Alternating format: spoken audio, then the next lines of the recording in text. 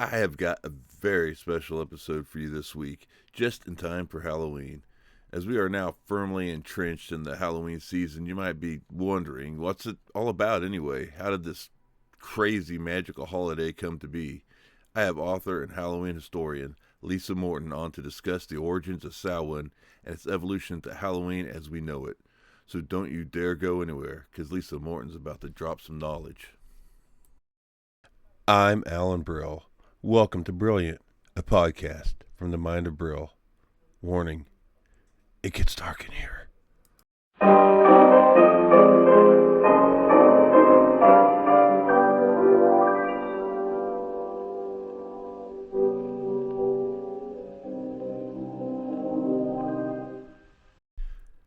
I have long been fascinated with Halloween, and although there's a ton of false information out there, the origins of it have always been elusive.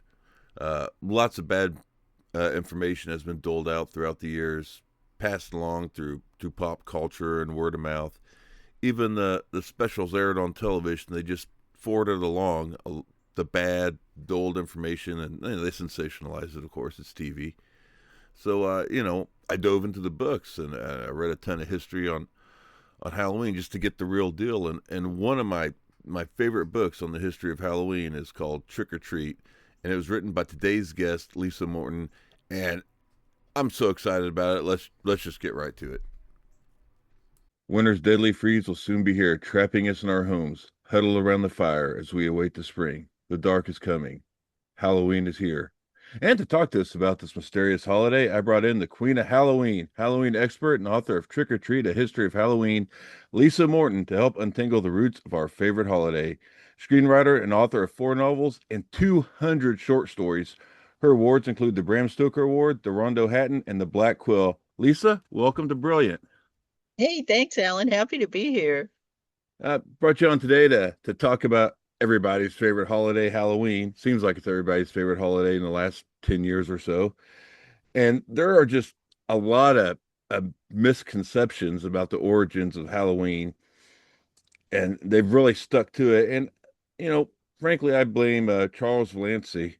What can you tell us about his contributions to the our Yeah, that's a good place to start. It definitely is one of the biggest misconceptions that I've run into over and over again, which is that Halloween is based on the worship of some kind of Celtic Lord of Death. And this actually all you can draw this a direct line between that belief back to an exact moment in history, which is not always the case. But in this one, it is the what happened. There was a guy named Charles Valency. He was an 18th century surveyor. He was sent to Ireland to map out Ireland in on behalf of the British throne and so forth. And while he was there, he became obsessed with Celtic history and lore. And the Celts, in case people don't know, were a conglomeration of tribes that were all over Europe and the British Isles. We don't know a lot about them because they didn't keep their own written records, but we do know about the ones in Ireland, in particular because of Irish monks who came up around the 7th century AD and tried to Christianize and convert these people. And they recorded a lot of the history of the Celts and the folk tales and so forth. So Valency was a guy who was studying all of this, and he ends up publishing 6 volumes of all of this material he's collected. These 6 volumes find their way into libraries all over the world. Just one problem, he was incredibly wrong. He was denounced by virtually every other historian as like the worst historian ever. And he just threw out all of the accepted translations and history that had already been established. The Celtic holiday that Halloween kind of derives from was called Samhain.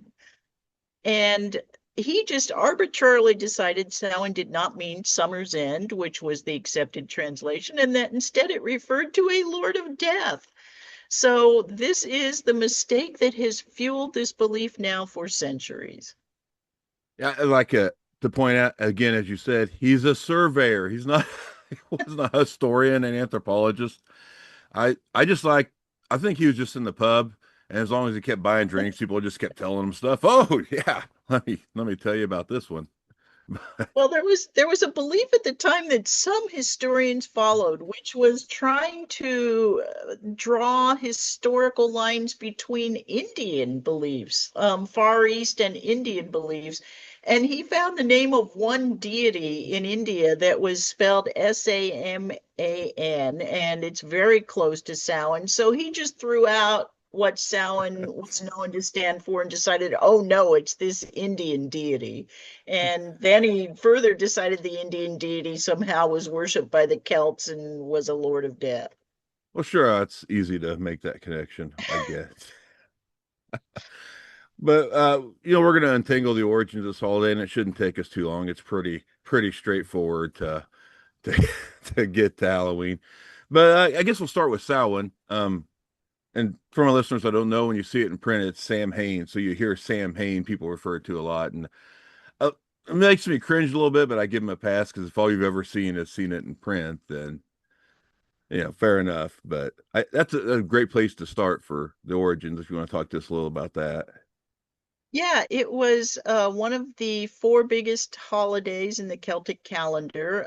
They called them quarter days, and Samhain was their New Year's celebration. It was a time when they thought that the veil between worlds was at its thinnest because it was this sort of borderline time. Their Samhain was when they did a lot of their harvest. They brought their stock in from the fields. They kind of hunkered down for that long, cold Irish winter. And they told ghost stories. This is part of that lore that I mentioned earlier that these missionaries were copying down for us. And some of the ghost stories that we have that survive are still really scary. They're very creepy and weird. The Celts believed in these malevolent fairies called the Sidhe, and if you've heard the word banshee, this sort of wailing demon that predicts death in a household, that that she part of that is from the Celtic word. So we're not talking Tinkerbell Disney fairies here. We're talking these scary things that would cross over on Samhain and do terrible things in the human world. They would burn down palaces. They would bring corpses to life. They would kidnap innocent people and take them back to their world. So they were really scary, and I think that that is where Halloween gets its macabre side from. There is a little bit of an argument among people who study Halloween that it derives more from the Catholic side of things, from All Saints' Day and All Souls' Day, but I don't see a lot of macabre stuff around a bunch of saints. Yeah, I know there were guys who could keep talking after their heads were cut off, but I really see the whole ghost and spooky side of it coming more from that Celtic great grandma, I think. And as you mentioned, the Catholic Church, because now we have Halloween. I mean, how does that relate to Samhain? How does, Well, yeah. yeah, the Catholics had a really smart way of converting people. They called it the syncretism. And what they would do is when they would come into a place where there were lots of existing celebrations and religion and temples and so forth, they found out they were way more successful in converting those people if they co-opted that stuff rather than destroying it or stamping it out. So they actually moved the date of their saint celebration to November 1st to co-opt that day that Samhain happened on. Originally, the celebration of the saints was May 13th. They moved it to November 1st and made that All Saints' Day. And there is the suggestion maybe that when that was not entirely successful, because it was not, people loved Samhain, they kept to their Samhain traditions, then they established All Souls Day sometime later, and that is November 2nd. And the explanation for that was that, well, people wanted to honor both their own dead and the saints, but it seems a little too coincidental, I think, that they happened to set it on November 2nd. Right. So, we got the immigrants bringing over the traditions from both places. What other immigrant traditions would blend into this thing that we now call Halloween?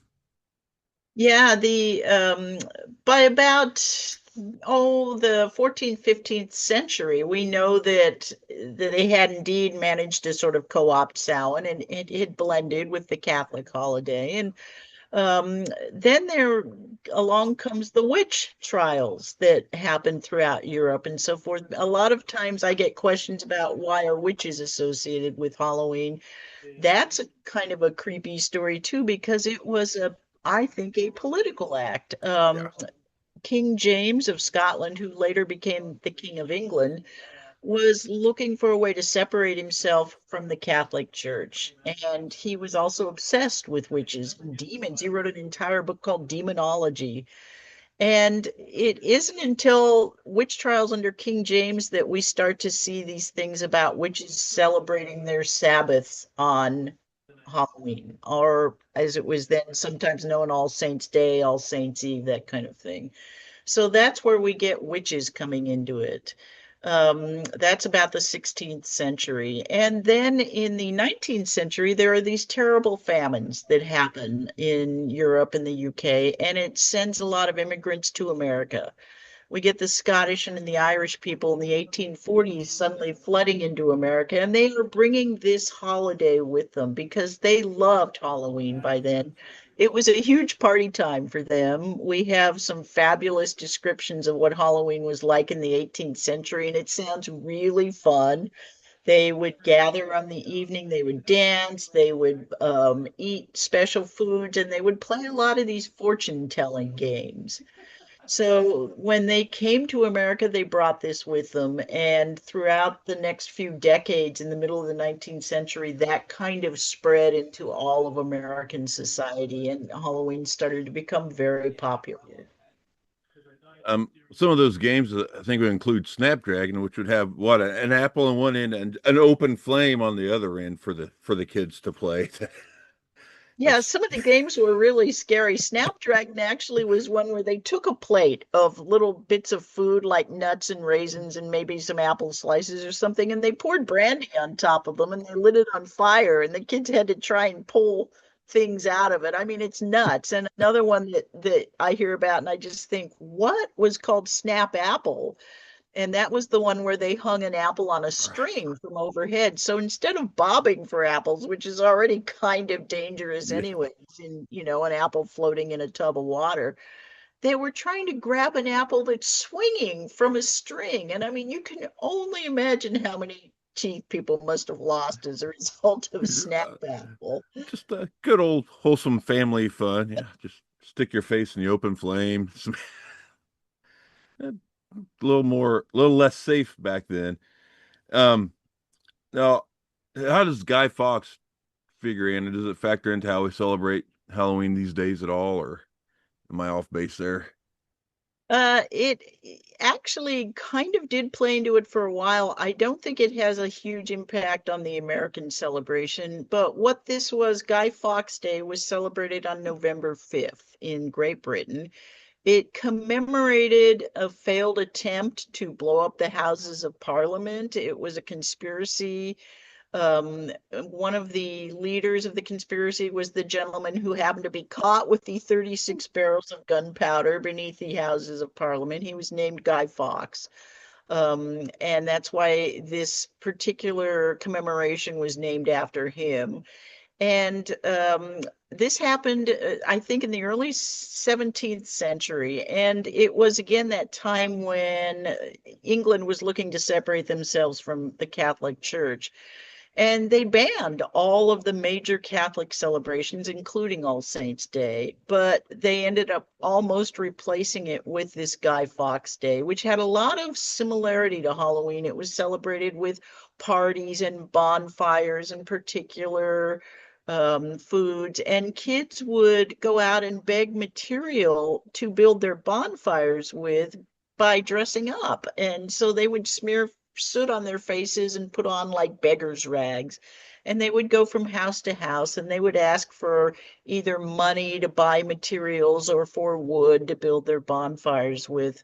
Um, and there is often a thing where people want to draw a direct tie between that and trick or treat, we can talk about trick or treat and we will realize that there is no direct tie.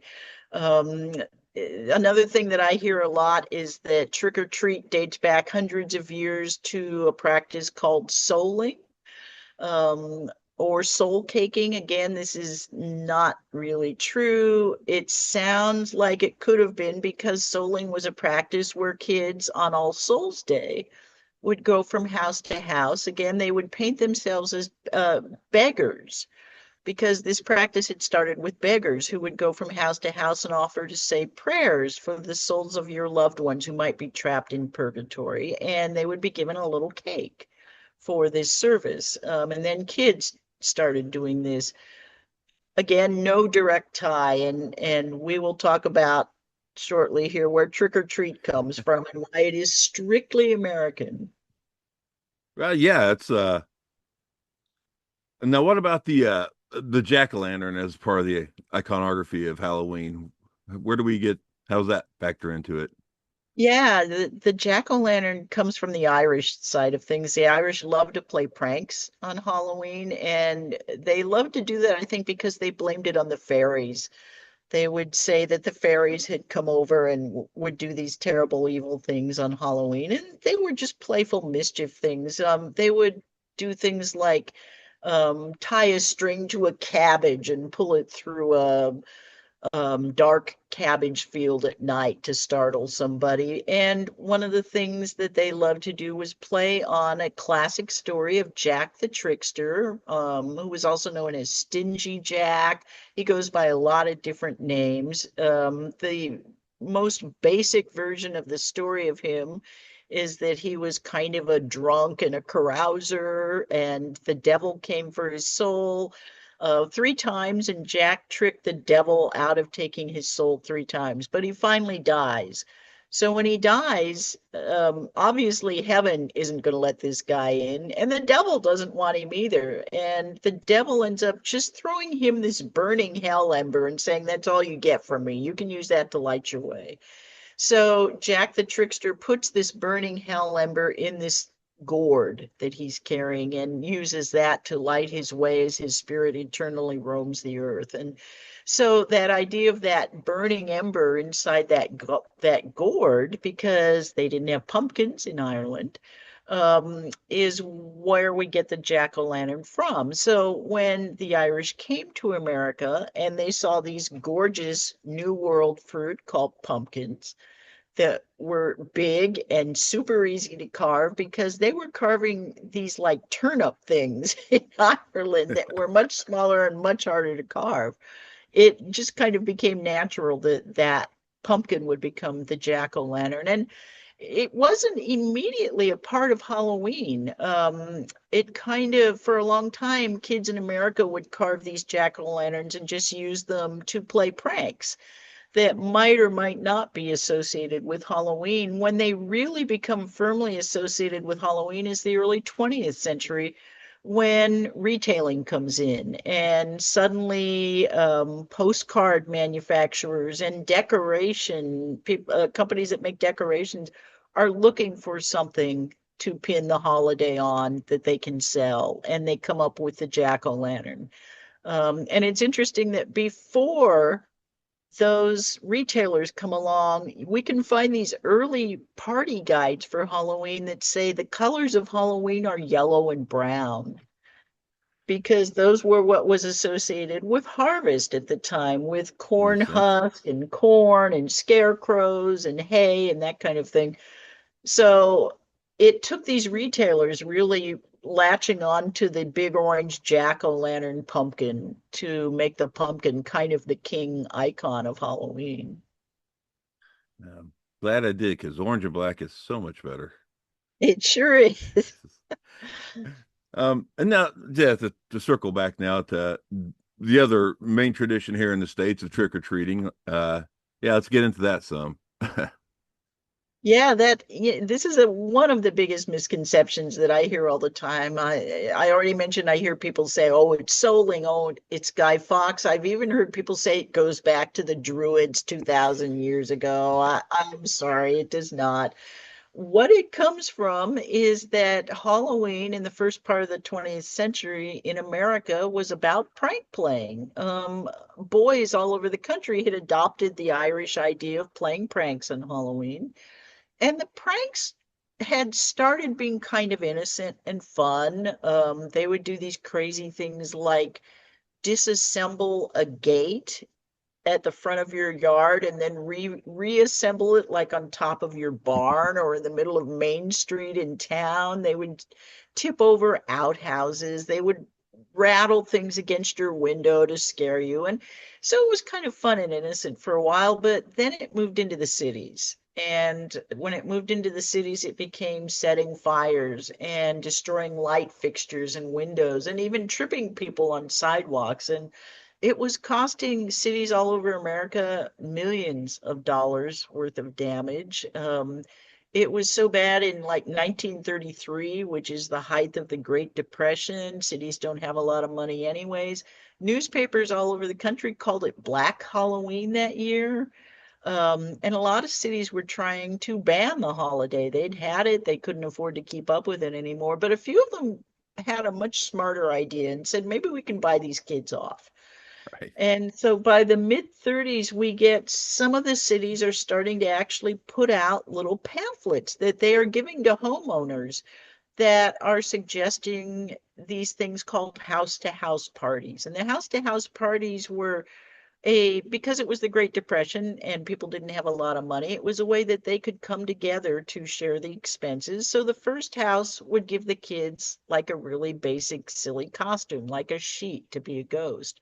The next house might give the kids some games to play. The next house might give them a really simple haunted attraction, which would just be like the kids would go through a dark basement. And then the last house might give them a little treat or even a simple meal of some kind. And this worked. This caught on. It did not catch on immediately, which is interesting. It actually did take a while for it to really become accepted across the US. And then World War II gets in the way on top of it. So it's really not until the end of World War II that we see trick or treat has spread all over the country and is now accepted as the way to buy kids off and keep them from playing pranks. Right. So again, strictly American, very modern. The notion of costuming does not have a huge historical precedent. It's just that in the early part of the 20th century, people loved to dress up. It was a really common practice. They did it for many holidays. They did it for Thanksgiving and Christmas. They did it for school pageants and parades and all kinds of things. So it just was natural to dress kids up for Halloween. It was one more way to give them something fun to do. It's not to hide them from the monsters that get to roam the earth one night only. My mom told me that one too, and I love that explanation, but it's unfortunately not really Yeah, true. it's so you know, you have like New Orleans, New York, Las Vegas. I'm trying to figure out which one of these would be the Halloween capital of the world. It turns out Anoka, Minnesota. Should have thought of that right off. I don't know. How did that come about?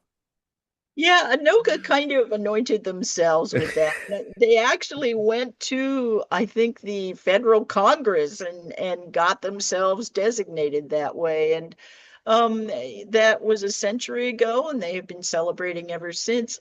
In terms of the actual like size, I think it's possible that the biggest Halloween celebration in the US is now West Hollywood, which has been the case for a while. That draws around 500,000 people on most years. I know there are also there's a huge one in Key West, Florida as well, but I think West Hollywood has taken the number one spot as the biggest celebration. But Anoka does it really well. They do a lot of parades and month-long events. Salem, Massachusetts also does Yeah. month-long events for Halloween and certainly could have a claim to being secondary Halloween capital, I think. Yeah, it's got a kick out. Like of all the spooky places or party places, I'm like, yeah, no Minnesota, sure, why not? Yeah. Small town Minnesota at that. Yeah.